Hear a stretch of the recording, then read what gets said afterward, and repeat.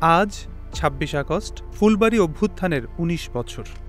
২০০৬ সালের ঠিক এই দিনে প্রাণ প্রকৃতি রক্ষায় দিনাজপুরের ফুলবাড়ীতে এশিয়া এনার্জির বিরুদ্ধে আন্দোলনরত অবস্থায় পুলিশের গুলিতে ৩ জন নিহত আর আহত হন শতাধিক।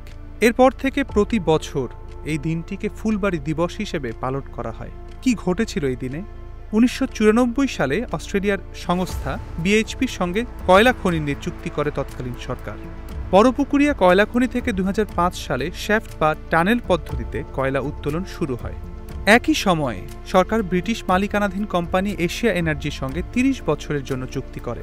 সে চুক্তিতে উত্তোলিত কয়লার মাত্র ৬% পেত বাংলাদেশ এবং ৯৪% পেত এশিয়া এনার্জি, যার ৮০% রপ্তানি করা হতো।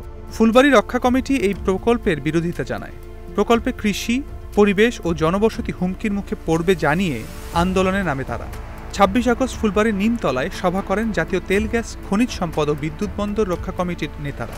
সমাবেশ শেষে এলাকাবাসী এশিয়া এনার্জির কার্যালয়ে ঘেরাও করতে যান। তখন তৎকালীন বিডিআর সদস্যরা এলাকাবাসীর ওপর গুলি চালায়, আর সেখানেই ৩ জন নিহত ও ২ শতাধিক মানুষ আহত হন। এই ঘটনার পর হরতাল ও বিক্ষোভে উত্তাল হয়ে ওঠে পুরো দেশ। আন্দোলনকারীরা ৬ দফা দাবি জানান, যার মধ্যে এশিয়া এনার্জিকে বহিষ্কার ও উন্মুক্ত পদ্ধতিতে কয়লা উত্তোলন নিষিদ্ধ করা অন্যতম দাবি ছিল। আন্দোলনের তীব্রতার মুখে ৩০ আগস্ট সরকার দাবি মেনে নিয়ে ফুলবাড়ী চুক্তি করতে বাধ্য হয়।